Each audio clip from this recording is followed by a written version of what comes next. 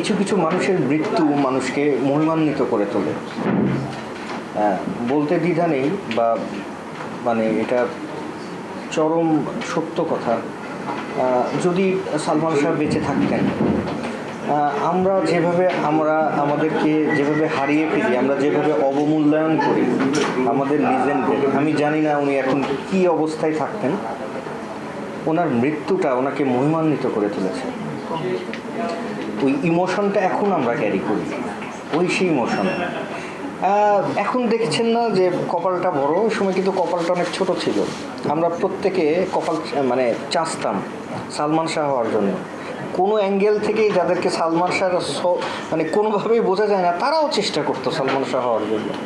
ওরকম পোশাক, ওরকম ওইভাবে।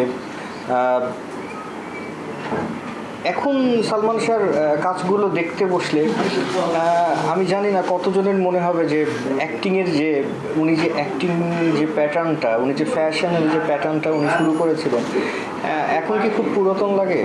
যে অ্যাক্টিং প্যাটার্নটাকে এখন পুরাতন লাগে না। কিন্তু সেই আঙ্গিক থেকে উনি কত বড় মাপের শিল্পী ছিলেন, একজন নায়ক ছিলেন পরিপূর্ণভাবে, সেটা কিন্তু ওনার কাজগুলো এখনও দেখলে আমরা বুঝতে পারি যে ওই সময়ে কতটা আধুনিক ছিলেন উনি। আমি তো মনে করি আগামী 50 বছর পরও ওনার ফ্যাশন, ওনার অ্যাক্টিং প্যাটার্ন, ওনার স্টাইল তত সেরকমই আধুনিক থাকবে। তো এই যে কালজয়ী একজন হিরোকে আমরা হারিয়েছি, এই হারানোর মধ্যে দিয়ে ইমোশনটা ভেতরের মধ্যে কিন্তু ঢুকে গেছে। শুধু আমার না, আমাদের প্রজন্মের থেকে ছোট বড় প্রত্যেকের ভেতরে ঢুকে যাওয়াটা কিন্তু এত সহজ না।